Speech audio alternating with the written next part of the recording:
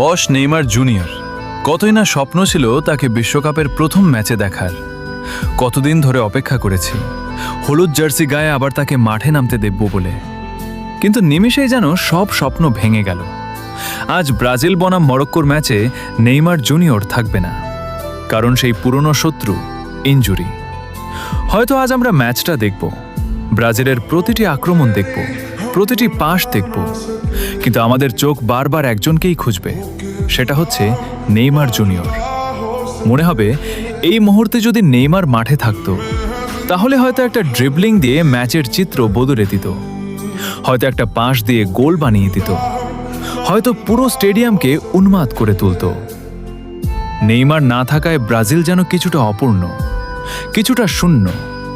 তবুও আমরা ব্রাজিলকে ভালোবাসি, তবুও আমরা বিশ্বাস করি আজকের ম্যাচটা আমরাই জিতব। আর আমরা অপেক্ষা করব সেই দিনের জন্য, যেদিন আবার হলুদ জার্সি গায়ে নেইমার জুনিয়র মাঠে নামবে আর কোটি কোটি ভক্তের মুখে আবার হাসি ফিরিয়ে আনবে।